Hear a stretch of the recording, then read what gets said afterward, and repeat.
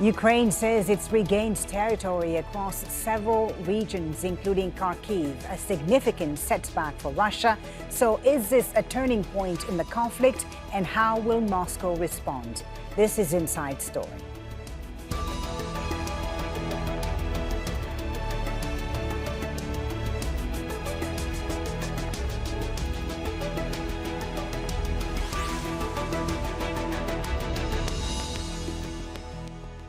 Hello and welcome to the program. I'm Folly Thibault. After nearly 7 months of fighting, Ukraine has finally begun to regain some of the territory it lost to Russia. It says its forces are continuing their rapid advance in several areas, including the northern Kharkiv region in the past few days, forcing Moscow to pull back its forces. It's raised the question of how far they can go. Now, in response to those gains, Ukraine says Russia is attacking its power and water supplies in Kharkiv. Officials say missile strikes caused blackouts in several areas, including the main city. Power was restored in Dnipropetrovsk, Donetsk and Sumy by midnight on Sunday, but Kharkiv remained in darkness. An estimated 9 million people were affected, including in areas controlled by Russia. Now, despite the days of battlefield setbacks, the Kremlin's top spokesman insists the war is on track, saying the special military operation is underway and will continue until the goals that have been set are achieved. Al Jazeera's Hoda Abdelhamid has more now from Kharkiv. Since the beginning of September, the Ukrainian army has been carrying out this counter-offensive in the northeast of the country, taking by surprise everyone, especially when it comes to the speed at which it has been able to recapture territory occupied by the Russian army. Some 3,000 square kilometers, according to the chief of staff here. Now, the Russians on their side are saying that they're actually pulling out and regrouping to concentrate on the Donbass region further east in Ukraine. But it seems that the Ukraine had managed to trick the Russians in the sense that they were talking about a counteroffensive in the south of the country, in the Kherson region, and some are saying that the Russians had actually pulled out some of their troops from this side of the country to beef out their presence in the Kherson region. Nevertheless, at this point, the Ukrainians have managed to reach some strategic towns like Kupiansk and Izium. If they manage to fully control those towns, well, it's a big blow for the Russians, who use those places as logistical hubs and backup for their troops that are based in the Donbass region. The question now is, will they be able to hold all this territory, and what is Russia's next step? Already, Russia has shown that it will continue hitting cities. Critical infrastructure was struck, plunging Kharkiv and other regions here in the east in darkness. Just yesterday, people here wondering what will be the next move. Hoda Abdelhamid for Inside Story. Well, Russia has acknowledged its losses in Ukraine's northern Kharkiv region. A Russian-installed official there says Ukrainian forces outnumbered Russian troops in the counteroffensive, retaking swathes of land. Since early September, Ukrainian troops have advanced rapidly. Areas that took Russia months to seize have been retaken in just days. Ukrainian flags are now flying in the cities of Izium and Kupiansk, both on railway lines that serve as a supply route for Russian troops. Ukraine says it has also made gains in the south near Kherson, but at a slower pace.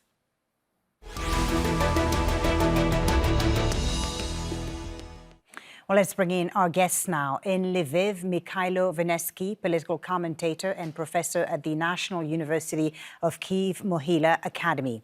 In Moscow, Viktor Olevich, he's a lead expert at the Center for Actual Politics. And in Oxford, Samuel Ramani, associate fellow at the Royal United Services Institute. Gentlemen, welcome to you all. Thank you very much for joining us on Inside Story. Mychailo, in Lviv, let me start with you if I can. Remarkable advances by the Ukrainians. How have they been able to make these breakthroughs so quickly? Well, in fact, at the end of the day, we've been preparing for this for a very long time.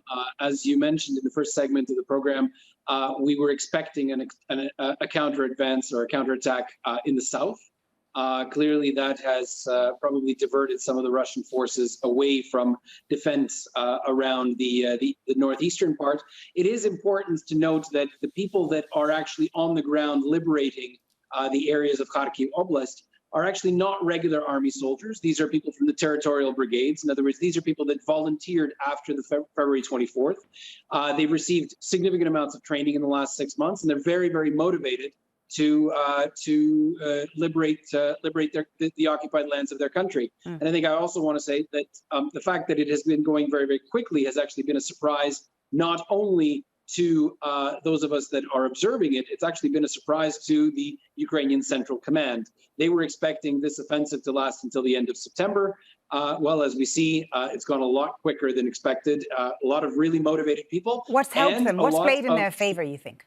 Well, there's two things. First of all, they've got a lot of support from the local population. I mean, the local population in Kharkiv Oblast has absolutely no desire to be occupied by the Russians.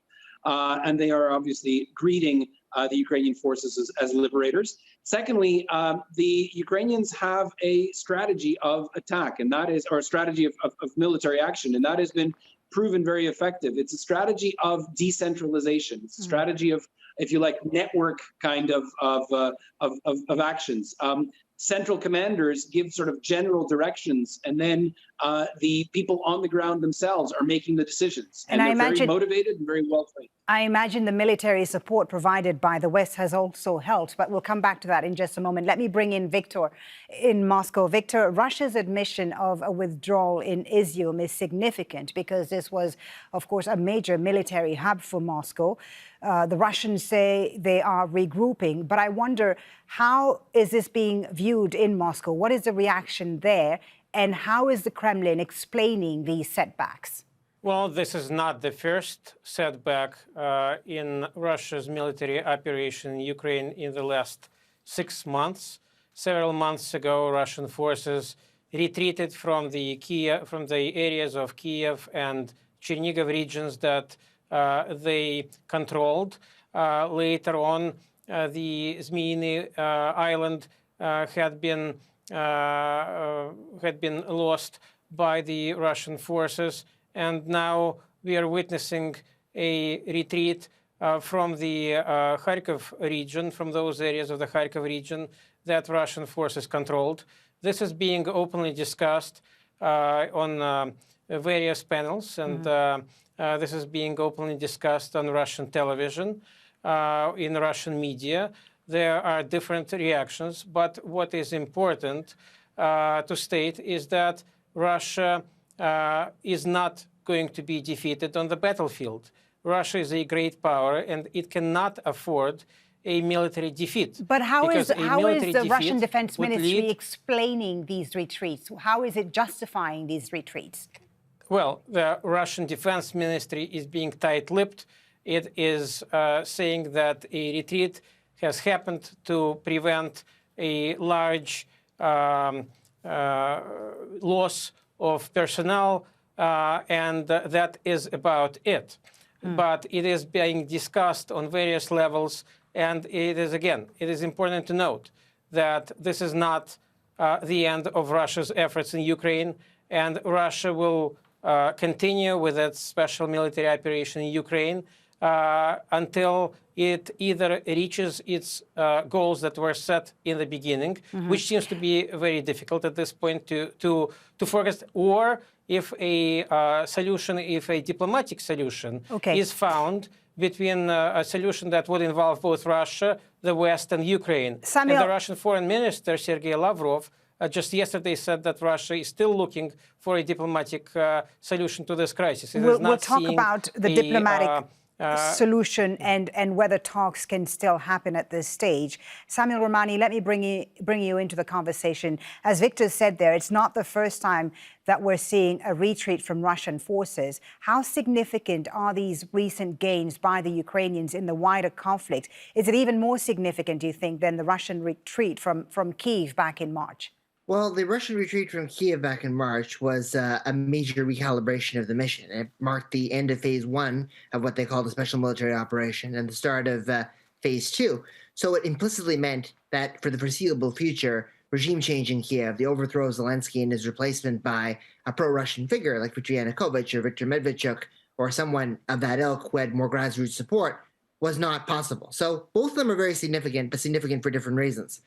When it comes to the recent events in Kharkiv, the Russians' military establishment appears to have been blindsided, because you see it from Russian Telegram, Russian military experts were warning that what Ukraine was doing in Kherson was only the first phase of the operation. It was a bit of a feint. The real focus would be on a blitz for Kharkiv, and it appeared as if the Russian defense ministry was caught off guard, and now they've lost their supply lines. So it's quite complicated also for their campaign in Donetsk, because Kupiansk and Izium are very important for the offensive operations that they're carrying out in places like Bakhmut and Soledar.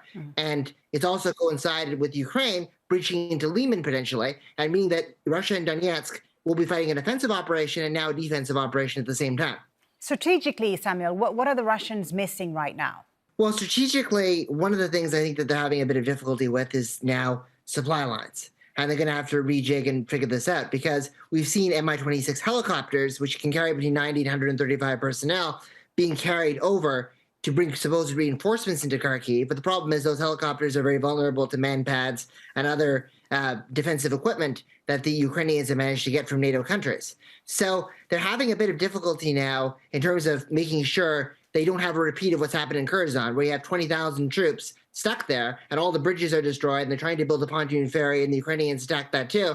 And that's their initial problem, I think, right now. And also they need to be careful about where the Ukrainian counteroffensive is going to happen next. Some people think it might go through Volodar and into Donetsk. There's apparently a movement into Luhansk, allegedly, if you believe the Luhansk governor, Sergei Haidai, into Lysychansk. And then there's the campaign in Kherson. Ukraine might come from multiple axes or might unexpectedly concentrate on one and leave Russia blindsided again. So guessing Ukraine's next move is very difficult for the Russians. Okay, well, let's take a look at the sort of support Ukraine has been getting from the West. Ukraine's recent gains have been largely due to the huge amount of Western military aid it's received in the past few months. Let's take a closer look at the numbers. In total, more than 30 countries have provided military equipment. The U.S. has contributed the most by far, with at least $12.5 billion in military aid. Poland follows behind, supplying weapons worth $1.83 billion, and the UK has pledged the third largest amount, with weapons worth $1.36 billion. But Ukraine's president has appealed for more funding, saying the monthly cost of defense was about $5 billion. Mychailo, Wynnyckyj, I saw you shaking your head there. You don't seem to agree with me that Western military support is indeed what is helping Ukraine right now regain the territory it's lost. No, I agree with you that Western military support is absolutely key, and that we're receiving, and we're very grateful for the fact that we're receiving a very large amount of ammunition, of equipment, etc. And this is one of the reasons that I vehemently disagree with Viktor, who says that the Russian army cannot be defeated on the battlefield. It can be defeated, and we will see its defeat in the next little while. The important thing to understand is that this particular gain in Kharkiv, in fact, was not really supported by Western military equipment. The Western military equipment that has come into the country was concentrated largely in the south, in the Kherson region, and it has been used for example, the HIMARS systems, in other words, the multiple rocket, very, very accurate multiple rocket systems have been used for attacking supply lines in the south. In the eastern part of the country, in the northeast specifically, we've been seeing actually a battle basically with old Soviet-era equipment, because these have been, as I mentioned before, the territorial brigades that are actually doing the fighting.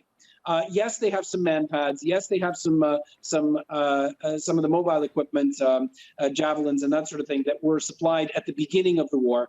But this is not really recent stuff. Right. What is, I think, really phenomenal is that if we look at the amount of captured Russian equipment in the last 2 weeks, those numbers, the number of anti-tank, or excuse me, of anti-personnel or personnel carriers, tank weapons, and ammunition actually outnumbers the amount of aid that we've been getting from the West. So in fact, the largest supplier of military equipment to the Ukrainian armed forces at the moment is Russia. Victor, your response?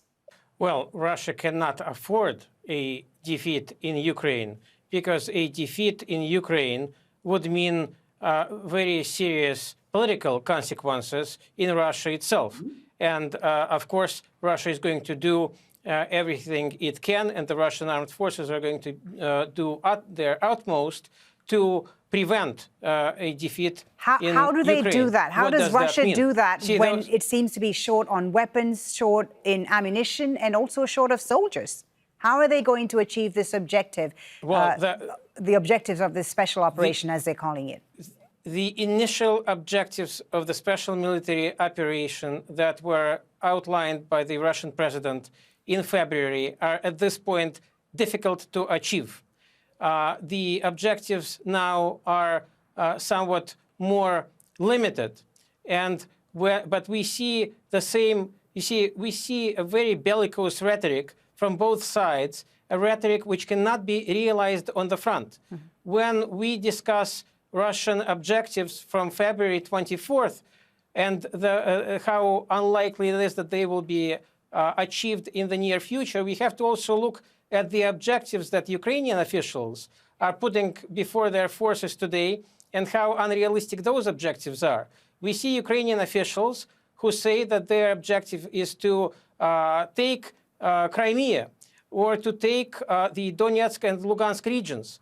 But there is something very different about Crimea and the Donetsk and Lugansk regions from the Kharkiv Mychailo region that has just been taken by the Ukrainian forces. Mychailo, your what's response. different? Let me explain for a second. Excuse me. What's different is that Crimea is ethnically Russian. It's not about taking Crimea or taking Donetsk. It's about liberating those areas that have been occupied by Russia since 2014. And this has nothing to do with ethnicity or language. And I do want to say that one of the original objectives of the special military operation, in fact, invasion, was demilitarization. Well, my dear Russian friends, you're doing a wonderful job of it. You're demilitarizing yourself on Ukrainian soil, and in fact, supplying the Ukrainians with your wonderful weapons, and at this point, running away from the battlefield. The objective of liberating occupied territories on the Ukrainian side has not changed since 2014. It's something that we have been ongoing and going after in a very... Crimea is Ukrainian. Okay, Samuel, before I bring you back into the conversation, I'll just allow Viktor to respond to what Mychailo has just said there. The objective, and also, Mychailo, I want to hear from you whether people still think this is a special operation in Russia because this is now an all-out war from the looks of it. The official Ukrainian statements on the need or the wish to take back Crimea are militarily unrealistic. This is not going to happen. What's happening is that both sides are setting up unrealistic objectives. And it seems that one of the ways that is still open to resolve this conflict is a diplomatic solution. But that solution, the diplomatic solution, is only going to be able to be achieved if the West gives it a green light. It was the Ukrainian side and it was the West that brought an end to the negotiations process that was launched in Belarus in early March and then continued in Istanbul in Turkey. Samuel, it was the Ukrainian side that left those negotiations. Okay, accusations and counter-accusations, of course, when it comes to who left the negotiations and who doesn't want to talk. Samuel, I want to bring you into the conversation on that point of negotiations. Do you think now is a good time to resume talks and negotiations to end the conflict, or is Ukraine now in a position that it feels that it no longer needs to negotiate? Well, I think that there's been a bit of radicalization on both sides. So if we look at some of the rhetoric, even in Russia, after the defeat in Kharkiv, you see people like Dmitry Medvedev from the Security Council talking about how our ultimate goal is the total capitulation of Ukraine, and the ultimatums that, as Zelensky calls them, that we offered them are just like children's play. And on the other hand, you see the Ukrainians saying that there's no use in dialogue with Russia because we need to focus on liberating all of our territory, including Crimea. And given the fact that there's a rather extreme rhetoric on both sides against negotiations, I think it's going to be very unlikely to see diplomacy and dialogue come forward. The Russian terms in particular seem to be quite unrealistic. If you listen to Lena Slitsky from the State Duma, they're talking about the complete denazification of Ukraine, which would imply effectively Zelensky abdicating and some kind of a regime change or some kind of extinguishing of Ukrainian culture to some degree. So there's a bit of a real sense of maximalism coming from Russia. I think that it's unlikely that we'll see peace talks being held. Turkey has expressed some optimism that we could have talks based on the Black Sea grain deal to apply to other theaters, like the Zaporizhzhia nuclear plant, and then maybe towards a broader settlement. Right. But they seem to be standing alone in that one. So, and I also think the Ukrainians now have a sense of confidence that they can really win this militarily, even if it takes months or even or longer than that. And I think that it's going to be ultimately going to be fought on the battlefield, not at the bargaining table. And how safe, Samuel, do you think Putin is in all of this? There seems to be cracks now in the narrative. Well, there are cracks in the narrative, but the cracks in the narrative are not coming from liberals, right? It's not the Alexei Navalny's, it's not people having anti-war demonstrations. The cracks are coming from the hardliners who wanted to really see Russia, want to see Russia go all the way to Kiev. Russia will win this war with the maximal objectives that were stated by Putin in February 24th. And also many people who are calling now for a total mobilization. So it's like the former Donbass commander, Igor Strokov-Gherkin and Ramzan Kadyrov, who want a reevaluation of the Russian Ministry of Defense's strategy. And a lot of the blame is being placed on Sergei Shoigu, who is a civilian, he's an emergency minister, he wasn't actually a military personnel, and not necessarily on the head of Vladimir Putin at this time. Right. So Putin seems to be shielded from some of the criticism. It's going more to the defense minister. All right. Viktor, in Moscow, there is indeed talk of total mobilization from the Hawks in Russia. Are we going to see a conscription now of Russian soldiers? And are Russians ready to fight for Russia? The Russian government at this point is not looking to impose total or mass mobilization in Russia. This would have significant consequences for the Russian economy. It would take a number of able-bodied men from their positions at various Russian economic industrial organizations and put them on the front. Russia is also would also have to provide all of those new conscripts with weapon systems and other military equipment. At this point, this may simply not be available. So Russia initially, how are they going to win this when war? the special military operation, well, at this point, it is important for Russia not to be defeated. And Russia is going to do its utmost not to suffer a defeat in Ukraine. You see, a lack of a defeat in Ukraine does not mean is not the same as achieving all of the goals that were set out on February 24th. So both sides are essentially, both the Russian side and the Ukrainian side, are the goals that were initially set or are now being set by the Ukrainian side are unrealistic. It is, again, I will repeat, it is hard to imagine that Russia in the near future will be able to get a regime change in Kiev, and at the same time, it is highly unlikely that the Ukrainian side will be able to achieve all of the military goals it is setting out. It would simply be next to the chances of regaining Crimea for Ukraine are next to nil. Okay, Mychailo, I'm going to give you the last word in Lviv. What else is likely to shape the situation on the ground and elsewhere? Well, I'm very pleased that according to our colleagues in Moscow, the goal now of the Russians is not to win the war; it's to not be defeated. Well, I want to that was actually a very poignant point made by Viktor. Well, in this case, the Ukrainian side is looking for victory, and victory for us is very simple. It's regaining the territories that have been occupied illegally by Russia. That includes all of the territories that were demarcated and have been internationally recognized since 1991. It includes Crimea. Whether this is resolved 100% militarily, we will see. This is not a war that is going to end soon, unfortunately. Okay. This is probably going to last for a while longer, but I have no doubt about the fact that the turning point has, in fact, been reached. Gentlemen, thank you very much for a great discussion. Mychailo, Wynnyckyj, Viktor, Olevich, and Samuel Ramani. And thank you, too, for watching. You can always watch this program again anytime by visiting our website at aljazeera.com. For further discussion, go to our Facebook page. That's facebook.com/AJ Inside Story. You can, of course, also join the conversation on Twitter. Our handle is at AJ Inside Story. From me, Folly, Thibault, and the whole team here in Doha, thanks for watching. Bye for now.